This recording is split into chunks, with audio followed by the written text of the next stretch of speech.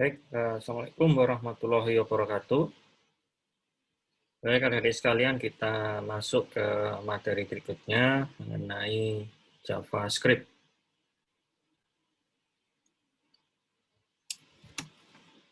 Nah, materi yang pertama yang saya jelaskan di sini adalah histori atau sejarah dari JavaScript itu sendiri. Nah, asal mula nama JavaScript itu adalah LiveScript ya. Dikembangkan pertama kali itu tahun 95 itu oleh Netscape Communication. Kemudian hasil kolaborasi antara Netscape dan Sun sendiri adalah pengembang bahasa pemrograman Java, ya, Java native, itu memberikan nama baru yaitu JavaScript ya pada tanggal 4 Desember tahun 1995. Nah, bahasa ini dikenali pada browser Netscape Navigator itu mulai versi di atas 2.0. Sedangkan Microsoft sendiri itu melengkapi Internet Explorer dengan JavaScript itu mulai versi 3 ke atas. Nah, JavaScript sendiri itu adalah bahasa script yang ditempelkan pada kode HTML dan diproses pada sisi klien. Jadi yang mengkompilasi itu adalah browser. Ya. Jadi browser itu yang melakukan kompilasi terhadap bahasa JavaScript. Kemudian JavaScript sendiri itu adalah bahasa script yang ditempelkan ya pada kode HTML tadi yang saya jelaskan, itu sehingga kemampuan dokumen HTML-nya menjadi lebih luas. Kemudian juga JavaScript memungkinkan untuk memvalidasi masukan pada formulir sebelum dikirim ke server. Lalu JavaScript juga dapat mengimplementasikan permainan interaktif ya, atau game ya. Oke, kemudian JavaScript sendiri bergantung kepada browser seperti yang saya infokan tadi. Jadi kompilatornya itu adalah browser yang memanggil halaman web yang berisi script-script dari JavaScript yang terselip di dalam dokumen HTML. Oke, JavaScript tidak memerlukan kompilator atau penerjemah khusus untuk menjalankannya.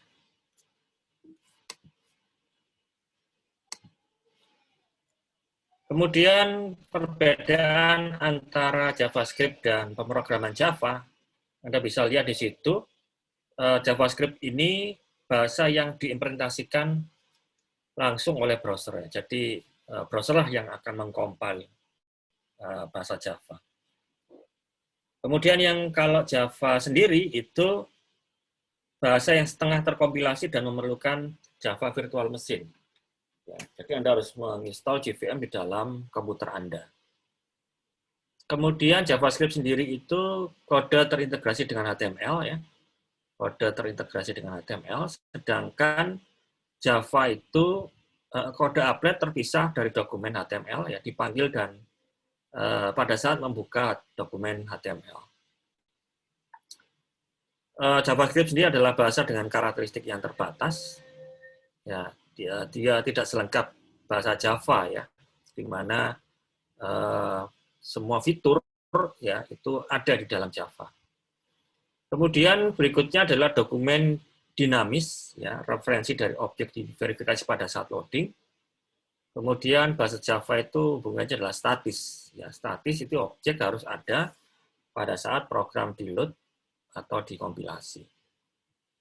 JavaScript itu kode programnya bisa diakses. Ya, bisa diakses, Anda bisa mengaksesnya itu via view source code ya, di dalam browser itu akan keluar kode aksesnya. Nah, kemudian kalau Java itu kode programnya adalah tersembunyi. Oke, JavaScript sendiri itu merupakan bahasa yang mudah dipahami ya, karena memiliki kemiripan dengan bahasa pemrograman visual. Ya, itu bisa berupa Java ataupun C.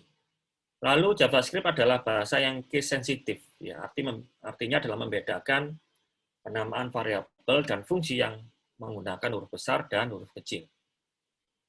Kemudian seperti bahasa Java ya, ataupun bahasa C, setiap instruksi dalam JavaScript itu diakhiri dengan tanda titik koma. Oke, berikutnya membahas komentar ya, komentar yang atau istilahnya script yang tidak dieksekusi oleh JavaScript. Ya. Yang pertama adalah Anda bisa meletakkan komentar ya dengan tanda seperti ini ya, dengan tanda backslash, double ya, ataupun slash bintang dan diakhiri dengan bintang slash ya. Kalau yang bawah ini berarti dia bisa multi baris. Kemudian meletakkan JavaScript di dalam dokumen HTML, ya Anda bisa menggunakan tab script. Ya. Tab script ini Anda bisa letakkan di dalam body HTML, ya, baik itu di header section, body section, ataupun di paling bawah sendiri ya setelah dari body section. Itu bisa Anda letakkan di mana saja ya. Anda bisa letakkan di mana saja dari tag script ini. Contohnya ini ya, script language. Anda bisa menggunakan ini ya, language JavaScript ataupun tidak.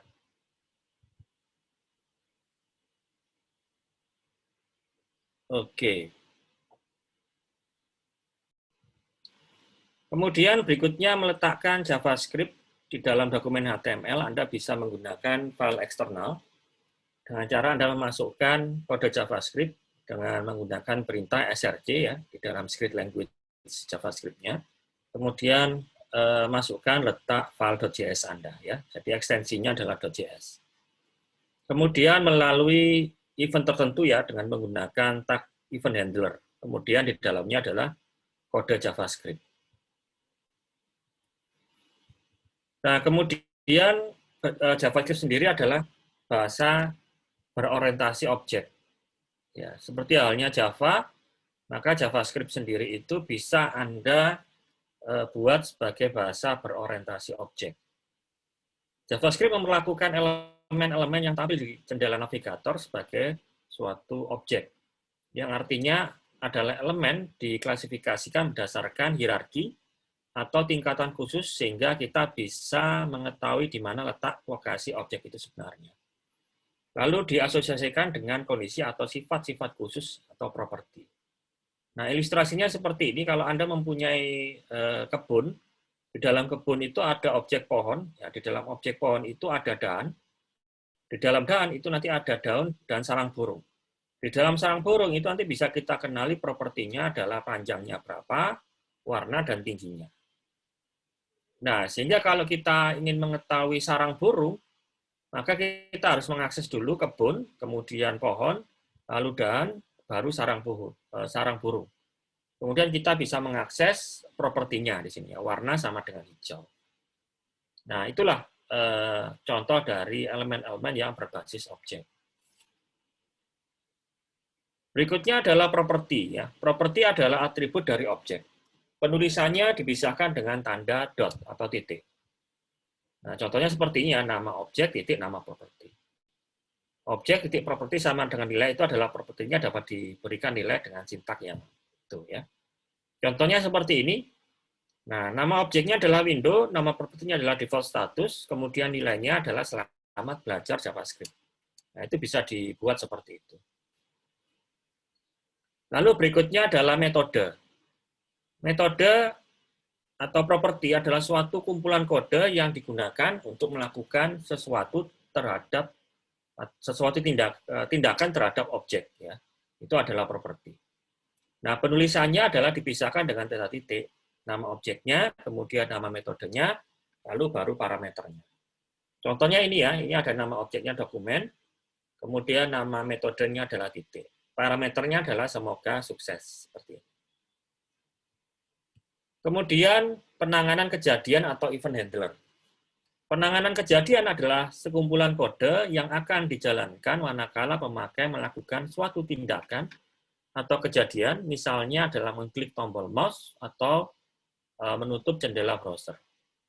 Nah, penulisannya adalah nama kejadian sama dengan kumpulan kode. Nah, Anda bisa lihat contohnya adalah di ini ya. ada nama kejadiannya adalah on mouse over, ya. Itu tindakannya adalah Windows status sama dengan Anda menyorot link, return to, ya, seperti itu. Ini itu adalah penanganan kejadian, ya, yaitu nama kejadiannya apa, kemudian kumpulan kodenya apa. Nama kejadiannya tadi on mouse over, on mouse off.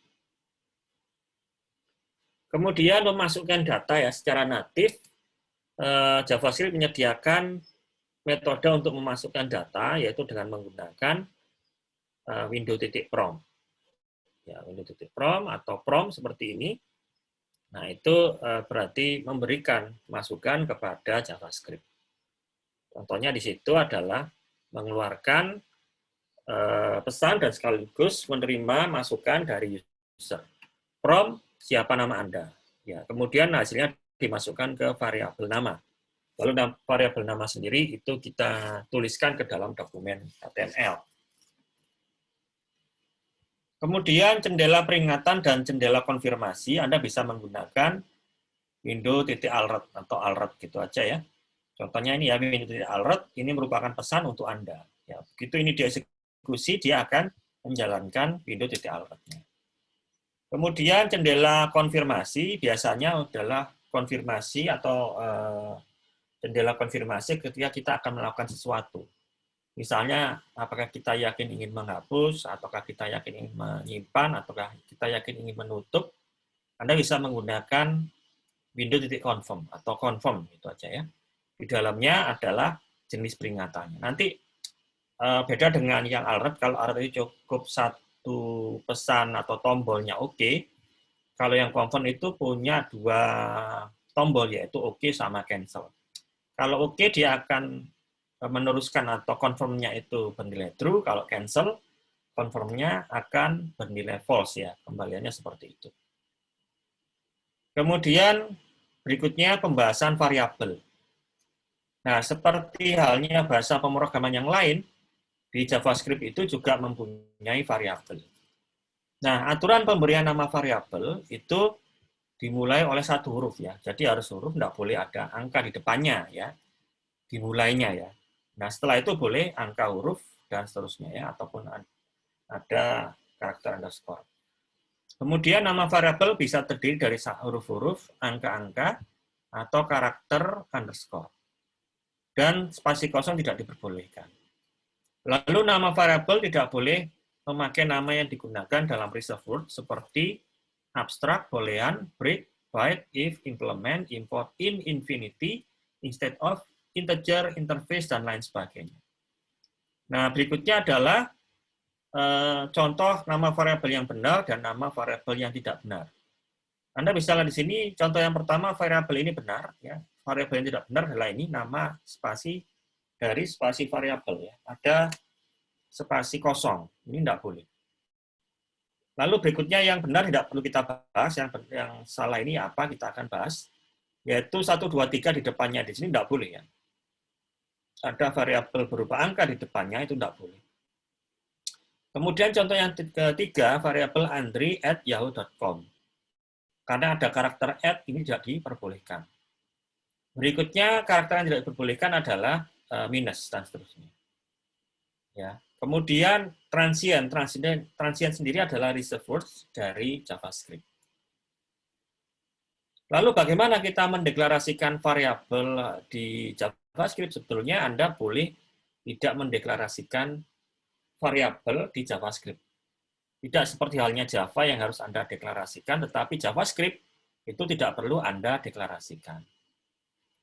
Nah, Anda bisa lihat di situ ada variabel var variabelku, kemudian var variabelku 2 sama dengan 3, ada variabelku sama dengan 2. Lalu contohnya di situ adalah menuliskan ke dalam dokumen HTML, variabelku dikalikan variabelku 2. Nah, variabelku sendiri itu isinya adalah 2 di sini, kemudian kali variabelku 2 itu isinya 3. Ya. Nah, itu. Kemudian peletakan variabel global atau variabel lokal.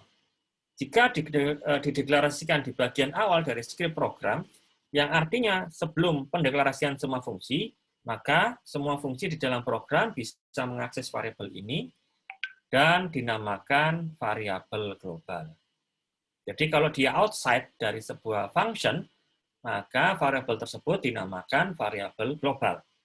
Jika dia dideklarasikan dengan menggunakan kata kunci var di dalam suatu fungsi tertentu, maka variabel itu hanya bisa diakses dari dalam fungsi tersebut. Dan artinya variabel ini tidak berguna bagi fungsi yang lain. Dan kita sebut sebagai variabel lokal. Nah, contohnya di sini Anda bisa lihat ada var A sama dengan 12, var B sama dengan 4. Var A yang ada di sini ya, itu adalah variabel global ya. Karena dia outside dari function atau di luar dari penulisan function sebelumnya. Sedangkan var A di dalamnya function perkalian dengan 2, maka A sendiri di dalamnya adalah variabel lokal. Tentunya A yang ada di sini, hasil dari A yang ada di fungsi perkalian dengan 2, itu tidak akan dibaca sebagai A di variabel globalnya. Nah, seperti itu. Beda dengan yang sebelah kanan, karena A di dalam perkalian dengan 2 tidak menggunakan var, berarti A di sini, A di dalam function itu menggunakan A sebagai variabel global. Bedakan itu ya, antara var di dalam function dan var di luar function. Kemudian tipe data di dalam JavaScript, nah itu ada integer, ya, di dalam integer itu ada basis desimal, ada basis heksadesimal, ya, ataupun basis oktal. Berikutnya adalah float. Float itu ada bilangan bulat, bilangan desimal ya, bilangan bulat desimal, bilangan dengan tanda koma, bilangan dengan pembagian, dan bilangan eksponensial. Contohnya di bawah itu ya, ada var A sama dengan 275, E pangkat minus 2. Var B sama dengan 35,8, E pangkat 10. Var C sama dengan 0,25, E pangkat 2. Berikutnya adalah tipe data string ya. Tipe data string itu nanti pengembaliannya tentu saja adalah format karakter ya, diawali dengan tanda petik tunggal ataupun petik ganda. Anda bisa lihat di bawahnya var A sama dengan petik ganda halo, var B sama dengan petik tunggal sampai ketemu lagi ya. Kemudian judul petik ganda ada apa di dalam C Windows. Ya. Kemudian kalau kita memasukkan petik ganda di dalam petik ganda, maka Anda pakai backslash seperti ini. Kemudian tipe data boolean. Seringkali tipe data boolean itu akan diwakili dengan 1 dan 0. 1 diwakili dengan true, 0 diwakili dengan false. Lalu berikutnya adalah konversi tipe data. Nah, konversi tipe data itu ada konversi ke bilangan bulat dengan menggunakan parse in, kemudian konversi ke bilangan real dengan menggunakan parse float. Ya. Anda bisa lihat di contohnya ini ada parse in 27,5. 27,5 ini sebenarnya adalah string, kemudian kita buat operasi konversi parse in. Jadi ini akan di konversi ke dalam integer. Tentu saja akan menghilangkan tanda desimalnya ya. Dan seterusnya di bawahnya ya, Anda bisa lihat. Kemudian berikutnya adalah operator matematika. Nah, operator matematika di dalam JavaScript itu ada penjumlahan ditandai dengan tanda plus, pengurangan minus, perkalian bintang, pembagian slash, kemudian sisa pembagian adalah modulus, pakai dengan prosentase, lalu penaikan satu demi satu Anda pakai plus plus, kemudian penurunan satu demi satu Anda pakai minus minus. Ya. Nah, berikutnya adalah contoh operator matematik. Di sini adalah 20 ditambah 3. Ya. 20 dikurangi 3, 20 kali 3, 20 bagi 3, dan 20 dibagi 3, sisanya berapa. Ya, seperti itu. Hasilnya di contohnya di sebelah kanan. Kemudian berikutnya adalah dengan menggunakan operator pembanding dan logik. Ya.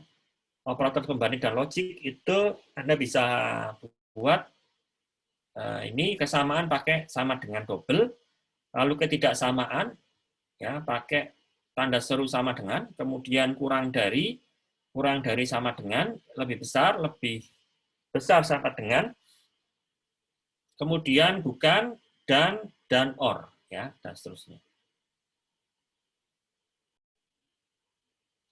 Contohnya seperti ini ya, operator pembandingan dan logik pakai if singkat.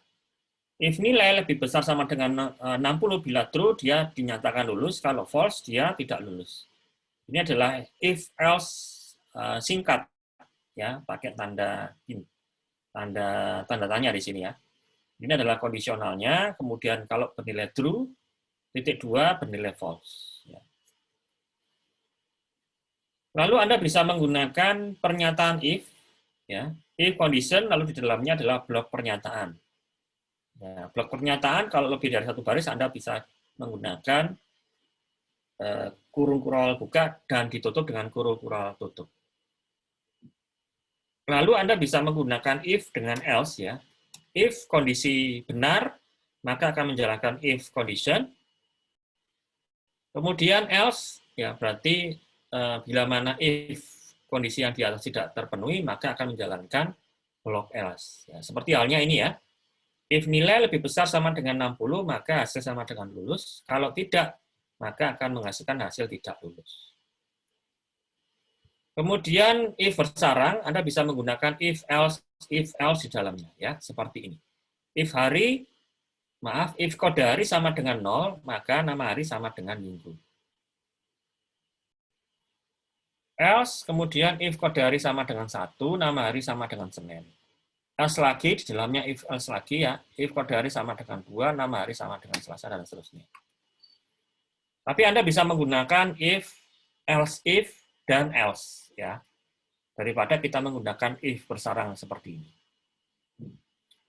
Kemudian untuk kondisional Anda bisa menggunakan switch case, ya, Anda bisa menggunakan switch case. Contohnya di sini switch variabel, kemudian case nilai. Ya, jadi variabel ini bila mana nilai sama dengan 1 ya, atau variabel dibandingkan dengan nilai 1, maaf, jadi saralah, maka dia akan menjalankan perintah 1 dan jangan lupa di sini adalah break. Kemudian bila mana variabel sama dengan nilai 2, maka akan menjalankan perintah 2 lalu break. Selain dari nilai 1 dan nilai 2 itu akan masuk ke nilai default. Ini contohnya ya, switch kode hari case 0 ya, jadi kode hari sama dengan 0, maka nama hari sama dengan minggu. Bila 1, nama hari sama dengan Senin, bila 2, nama hari sama dengan Selasa, dan seterusnya. Kemudian proses berulangan ya atau perulangan. Anda bisa menggunakan yang pertama adalah while condition atau while loop. While condition ya, di sini adalah kondisi looping ya, selama kondisinya true maka dia akan menjalankan pernyataan. Kalau false baru dia keluar dari looping.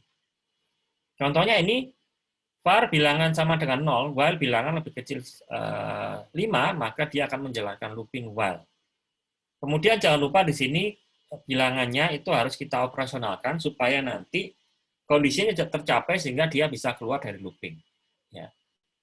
Nah hasilnya ini ya, contohnya di sini adalah menjalankan JavaScript sebanyak 5 kali.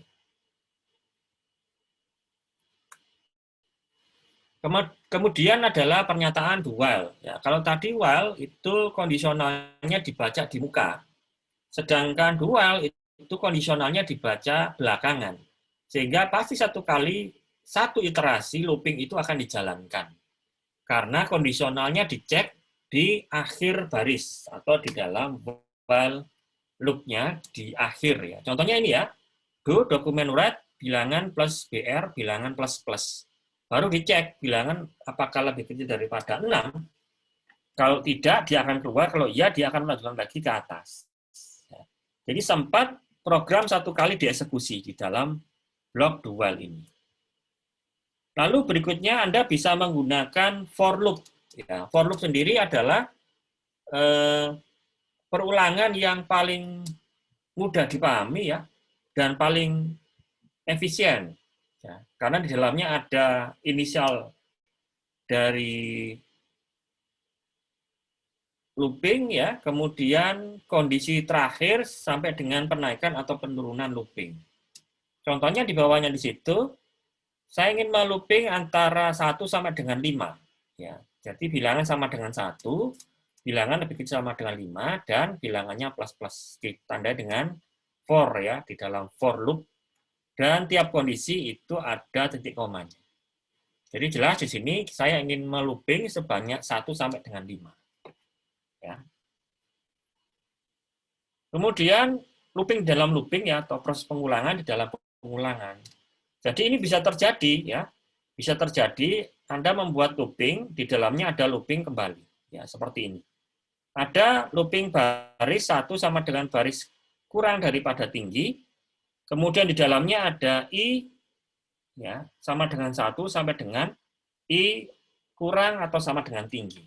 Ya, berarti dia di sini 1 kali baris data itu akan di looping sebanyak looping yang kedua.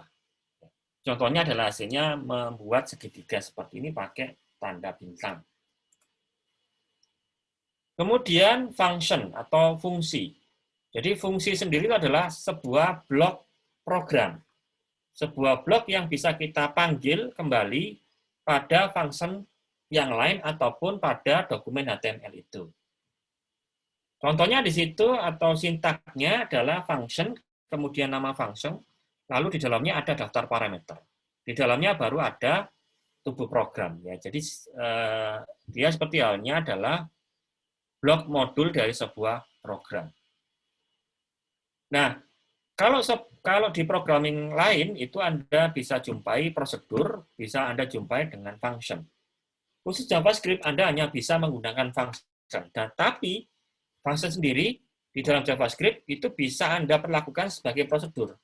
Biasanya di dalam bahasa pemrograman yang lain, prosedur itu tidak mengembalikan nilai. Function mengembalikan nilai. Sama, di JavaScript itu function itu berlaku keduanya. Bisa mengembalikan nilai ataupun tidak mengembalikan nilai. Itu adalah function. Contohnya ini, ada function jumlah parameternya X sama Y, dipisah dengan tanda koma. Kemudian ada operasi var hasil sama dengan X plus Y. Kemudian return hasil. Nah, untuk memanggil dari function ini, maka cukup kita memanggil nama functionnya, ya, var z sama dengan jumlah, kemudian parameteran di sini 2,3, berarti X sama dengan 2, Y sama dengan 3. Dioperasikan di function jumlah, ditambahkan, dan dikembalikan hasilnya kepada program yang memanggil dia. Contohnya di sini adalah var z. Function sendiri kemudian setelah memanggil function jumlah, dia akan dituliskan di dalam dokumen HTML. Kemudian berikutnya adalah fungsi rekursif. Ya, fungsi rekursif sendiri adalah fungsi yang memanggil dirinya sendiri. Ya, contohnya adalah faktorial. Jadi dia memanggil dirinya sendiri berulang kali, tetapi harus Anda pastikan kapan dia berhenti. Ya, contohnya di sini adalah function faktorial. Nah, faktorial itu adalah pada bilangan yang ada di dalamnya sampai dengan batas ke n, itu setiap bilangannya itu dikalikan dengan bilangan yang lain, kemudian hasilnya dimunculkan. Ya, sampai dengan batas akhir dari faktorial. Ya, contohnya ada di sini adalah faktorial 4. Berarti dia nanti munculnya 1 kali 2 kali 3 kali 4. Maka kita bisa membuat function faktorial. Dia bisa memanggil dirinya sendiri. Ya, function faktorial di sini, kemudian di sini juga memanggil faktorial. Dia memanggil ke dirinya sendiri. Dan Anda harus pastikan kapan dia berhenti. Ya. Nah, itu. Kemudian ada function yang dibuat sendiri. Contohnya ini ya, jadi Anda membuat sebuah function sendiri yang Anda masukkan ke dalam JavaScript. Ya.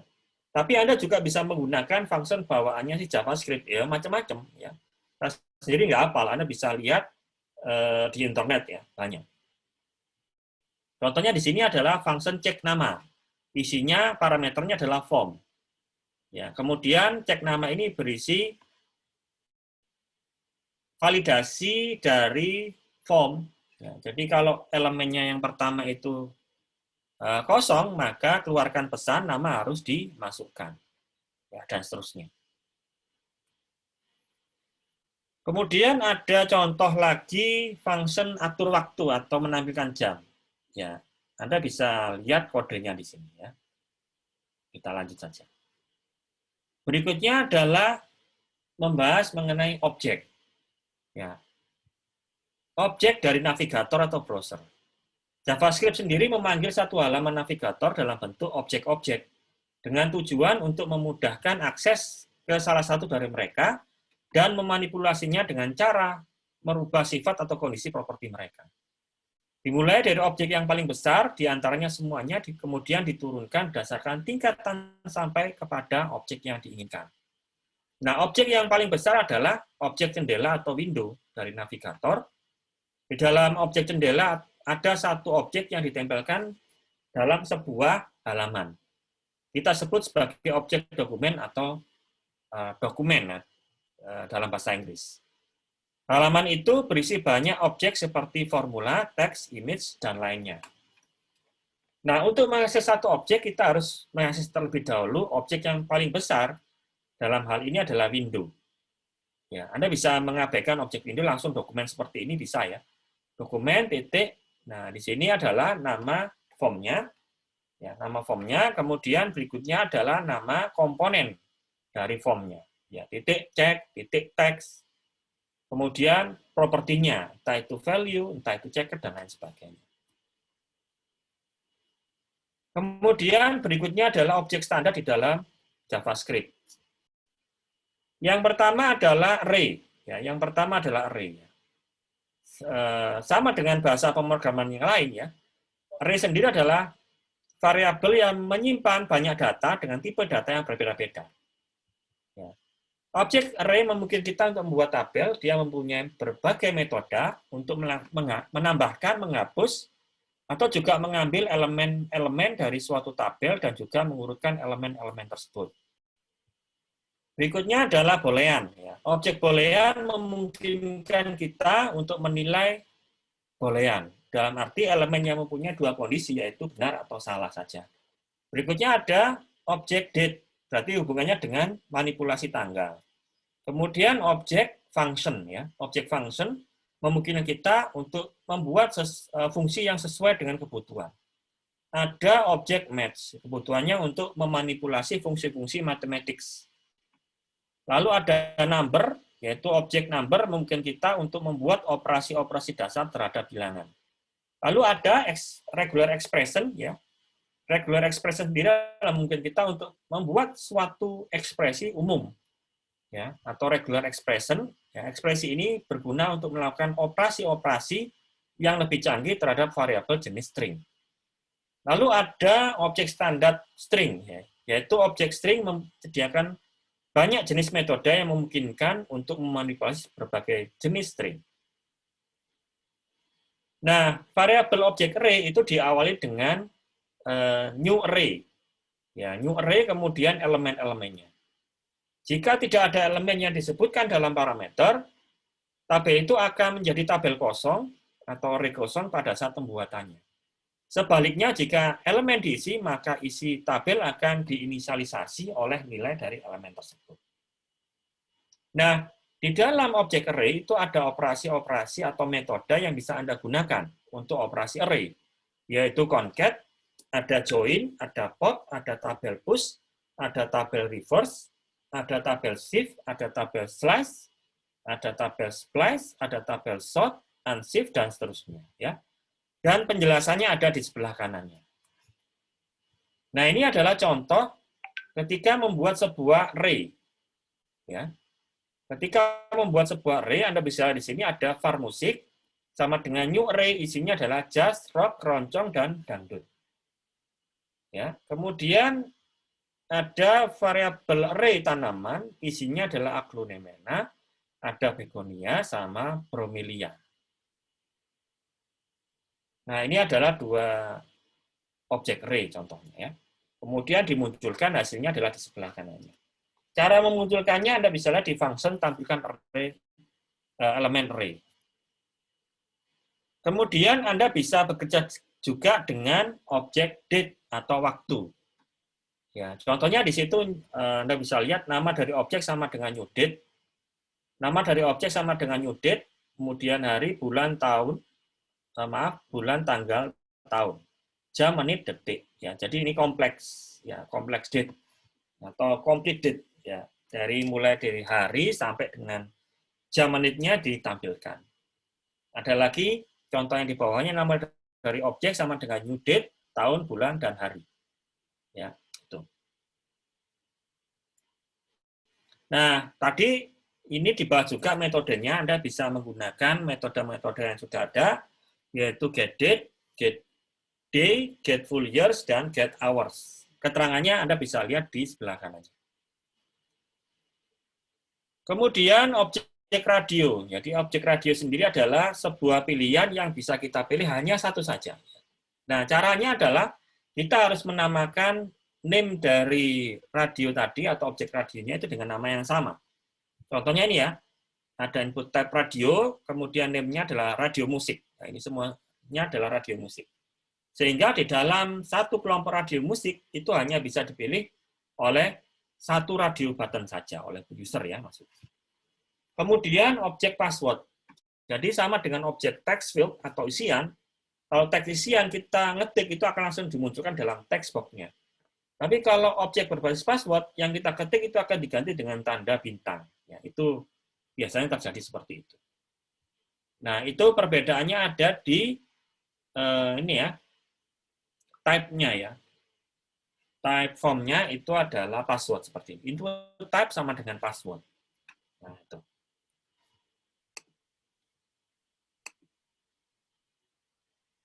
Nah, ini adik-adik sekalian slide terakhir dari pengantar JavaScript atau pengenalan JavaScript. Nah, selanjutnya Anda bisa belajar mandiri dari slide saya ataupun dari slide orang lain yang ada di internet. Terima kasih dan selamat belajar.